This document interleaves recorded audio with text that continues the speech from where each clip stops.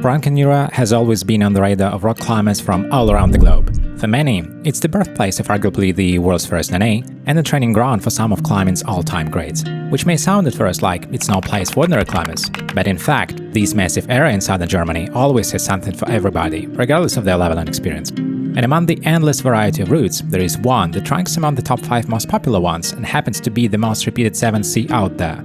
So we set off to chase a good day out and check out this local classic, of course. The route is called Liebe, Ohne. It's short, steep, and features some pretty good holes for the grade, I would say.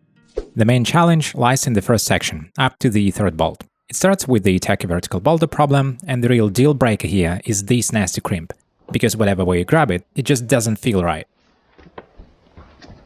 Then you go to slopey side pull, and from here, have a few options to choose from, one of which is the high left foot and the crossover to big comfy jog, which feels quite powerful and droppable, but all you need is just to get the body position right.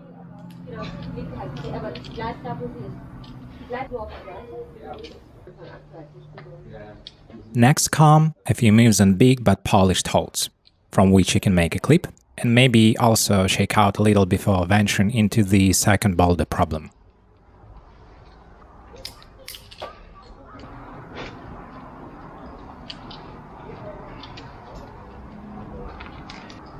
And this is where the real fun begins.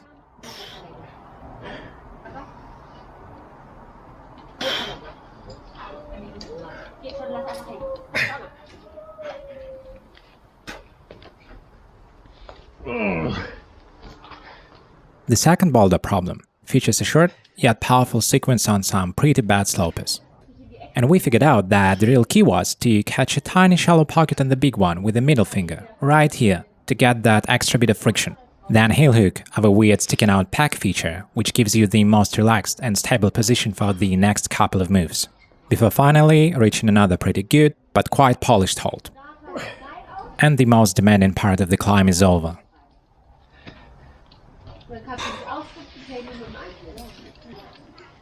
It took us quite a few sessions to work this whole first part, and as our short visit was coming to an end, it was time to regroup and wait until the next opportunity to come back, and hopefully get stronger.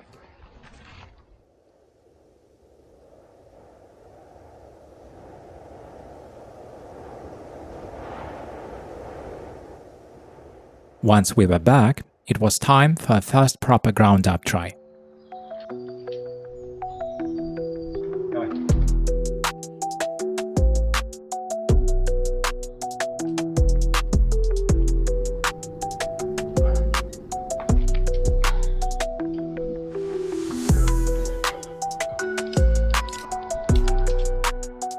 And while the first part was still fresh in memory, the rest of the climb still required some careful examination, despite being seemingly straightforward.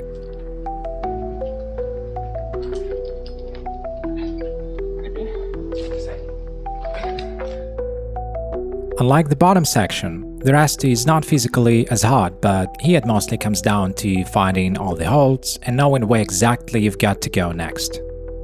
While putting all of these pieces of puzzle together, we had only one day left, and as the fatigue was kicking in, maybe only one last try.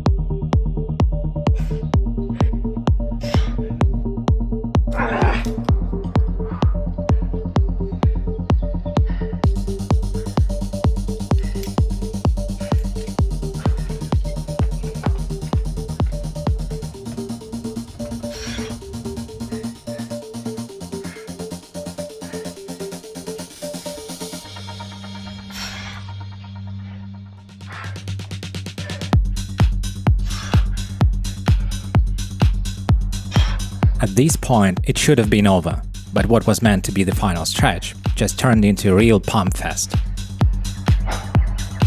Even though I found a good position to recover here, the moment I set off, my fingers started opening up immediately.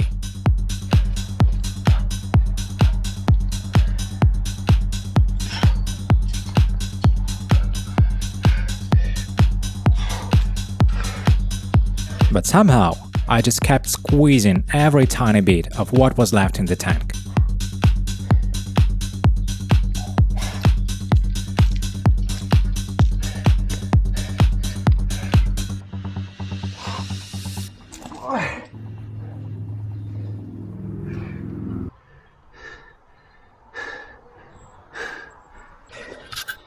There, it's done. So freaking pumped. So that was it. Definitely did not expect it to click on that trip, but probably the less you expect something, the more likely it is to happen. Look at how steep it is, by the way. It's always hard to tell on camera, but seeing how far somebody swings out from the wall when you lower them helps to get the picture. Alright, the conclusion is, if you ever go to Frankenjura and is lost in the maze of routes to choose from, which is quite common, this one is definitely worth a try, especially if you love something short and bouldery, so don't miss out.